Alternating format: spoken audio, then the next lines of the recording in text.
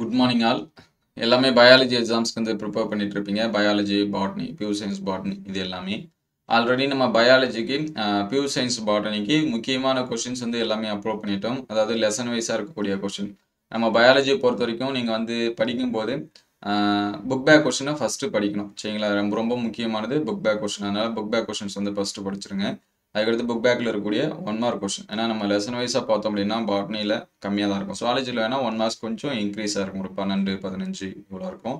ஆனால் mostly book back 1 marks 90% கேட்கறதுக்கு வாய்ப்பு இருக்குது. மீதி 10%லாம் ஒரு 4 மார்க்ஸு அல்லது 5 மார்க்ஸ் பார்த்தீங்கன்னா இன்டீரியர் 1 மார்க்ஸாக கேட்பாங்க. சரிங்களா? அதனால் நீங்கள் வந்து புக் பேக் 1 மார்க்ஸ் வந்து படிச்சிருங்க.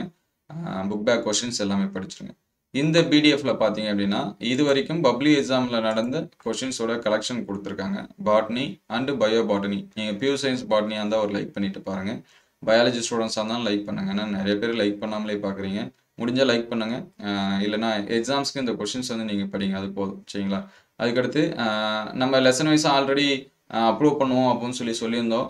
டைம் கிடைக்காதனால என்னால் ப்ரிப்பேர் பண்ண முடியல. ஆனால் குரூப்பில் வந்து திலீபன் அப்படின்னு சொல்லிட்டு சார் ப்ரிப்பேர் பண்ணது ஒன்று குரூப்பில் வந்துருந்துச்சு. அதை தான் உங்களுக்கு நான் வந்து ஷேர் பண்ணுறேன். எக்ஸாம்ஸ்க்கு வந்து யூஸ் பண்ணி நீங்கள் வந்து படிச்சிருங்க.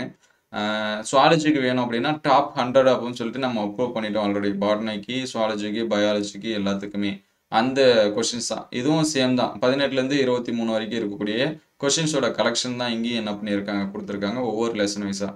நம்ம இந்த மாதிரி பிரிக்கணும்னு சொன்னோம். ஆனால் டைம் கிடைக்காததுனால பிரிக்க முடியல. சார் வந்து லெசன் வைஸாகவே பிரிச்சிருக்காரு.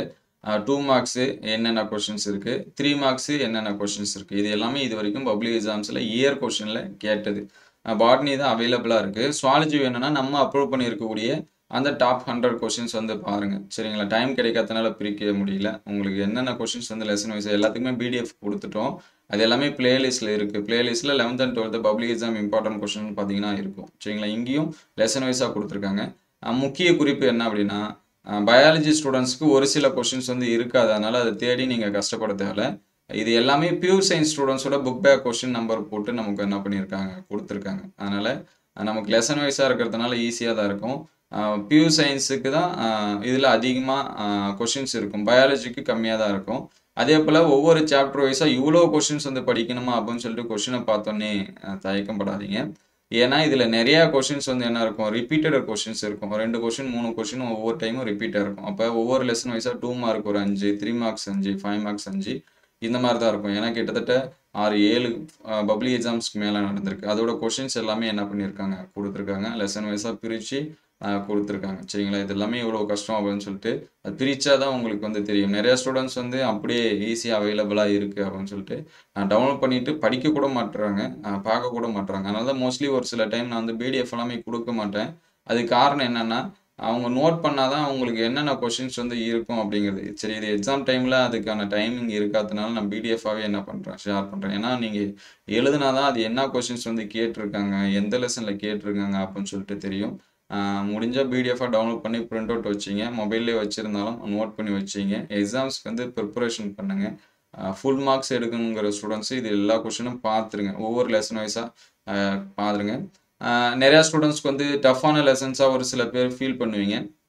அந்த லெசன்ஸ் எல்லாமே கொஷின் வந்து எந்த மாதிரி கேட்குறாங்க அப்படின்னு சொல்லிட்டு பாருங்கள். அப்படின்னா உங்களுக்கு ஒரு ஐடியா கிடைக்கும். 5 மார்க்ஸ் இதில் இப்படி கேட்குறாங்க, 2 மார்க்ஸ் இப்படி கேட்குறாங்க, 3 மார்க்ஸ் இதில் கேட்குறாங்க அப்படின்னு சொல்லிட்டு. இதில் பார்த்தீங்கன்னா புக் பேக் கொஷின்ஸ் எது, இன்டீரியர் கொஷினில் பேஜ் நம்பர்லாம் கொடுத்துருக்காங்க. பேஜ் நம்பர் எல்லாமே பியூர் சயின்ஸ் பாட்னி வச்சு கொடுத்துருக்காங்க. நீங்கள் பயாலஜி ஸ்டூடெண்ட்ஸாக இருந்தால் ஈஸியாக செக் பண்ணிருவீங்க. சரிங்களா? அதாவது லெசன் வைஸாக தான் கொடுத்துருக்காங்க. அதனால் செக் பண்ணி நீங்கள் வந்து என்ன பண்ணீங்க பார்த்துங்க. நிறைய பேர் கமெண்டில் கேட்குறது இதெல்லாம் படித்தா நான் ஃபுல் மார்க்ஸ் எடுக்க முடியுமா அப்படின்னா, நீங்கள் எந்த அளவுக்கு படிக்கிறீங்களோ அதுதான். நான் வந்து அஷ்யூரிட்டிலாம் கொடுக்க முடியாது. இது வந்து நிச்சயம் இது மட்டும்தான் வரும் அப்படிலாம் சொல்ல முடியாது. ஏன்னா பப்ளிக் எக்ஸாம் கொஷின் நம்ம எடுக்கிறது கிடையாது, அவங்க எடுக்கிறது. இதெல்லாமே எக்ஸ்பெக்ட் பண்ணலாம். சரிங்களா? இந்த கொஷின்ஸ் எல்லாமே வரும்னு எக்ஸ்பெக்ட் தான் பண்ண முடியும். கன்ஃபார்மாக இதை மட்டும்தான் படிங்க, இதை படித்தா 100 மார்க் எடுக்கலாம், 70 மார்க். ஏன்னா நமக்கு ப்ளூ பிரிண்ட் எதுவுமே கிடையாது. ஹையர் செகண்டரி பொறுத்த வரைக்கும் எதுக்குமே ப்ளூ பிரிண்ட் இல்லை. அதனால் இதெல்லாமே எக்ஸ்பெக்ட் பண்ணலாம். இதெல்லாமே படிங்க. ஏன்னா 100 படிக்கிற இடத்துல ஒரு 50 சொன்னால் அதில் வரக்கூடிய கொஷின்ஸ் எல்லாமே இருக்கும் அப்படிங்கிறதுக்காக தான் அது எல்லாமே சொல்கிறோம். அதனால் அந்த மாதிரி டாபிக்ஸ் எல்லாமே என்ன பண்ணுறேன் படிச்சிருங்க. அடுத்தடுத்த வீடியோவில் ரொம்ப ரொம்ப முக்கியமான டாப் 30 கொஷின்ஸ் எல்லாமே அப்லோட் பண்ணுவோம். அது எல்லாமே எக்ஸ்பெக்டட் கொஷின்ஸா சரிங்களா? இதுதான் கன்ஃபார்ம் அப்படிங்கிற மாதிரி இருக்கக்கூடிய கொஷின்ஸ் எல்லாமே ஒரு சில இதெல்லாமே இருக்குது. ஏன்னா இந்த டாப்பிக்லேருந்து இயர் வைஸ் கொஷின் அனலைஸ் பண்ணும்போது இந்த மாதிரியான கொஷின்ஸ் எல்லாமே கேட்பாங்க அப்படின்னு சொல்லிட்டு ஒரு ஐடியா இருக்கும். அதை பேஸ் பண்ணி நம்ம அடுத்தடுத்த வீடியோவில் அப்லோட் பண்ணுவோம். இந்த கொஷின்ஸ் எல்லாமே எந்த அளவுக்கு ஹெல்ப்ஃபுல்லாக இருக்குது அப்படின்னு சொல்லிட்டு கமெண்ட் பண்ணுங்கள். தமிழ் மீடியத்துக்கு ஆல்ரெடி அப்லோட் பண்ணியாச்சு. நிறைய ஸ்டூடெண்ட்ஸ் வந்து தமிழ் மீடியம் வந்து அப்லோட் பண்ண மாட்டேன்னு சொல்லி கமெண்ட் பண்ணுறீங்க. தமிழ் மீடியத்துக்கு ஆல்ரெடி அப்லோட் பண்ணியாச்சு. உங்கள் ஃப்ரெண்ட்ஸ் யாராவது தமிழ் மீடியமாக இருந்தால் அந்த வீடியோஸ் எல்லாமே வீடியோ லிஸ்ட்டில் இருக்குது, அதை ஷேர் பண்ணுங்கள். இந்த கொஷின்ஸ் வந்து உங்கள் ஃப்ரெண்ட்ஸுக்கு வந்து என்ன பண்ணுங்கள், ஷேர் பண்ணுங்கள். முடிஞ்சால் ஷேர் பண்ணுங்கள், இல்லைனா பிடிஎஃபாக கூட என்ன பண்ணிடுங்க, ஷேர் பண்ணுறேங்க. எந்த அளவுக்கு ஹெல்ப்ஃபுல்லாக இருக்குது அப்படின்னு சொல்லிட்டு பாருங்கள்.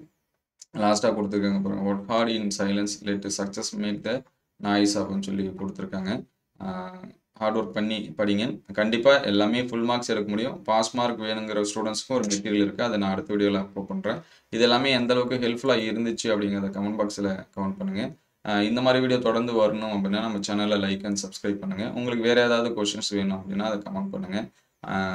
தேங்க்யூ ஃபார் வாட்சிங்.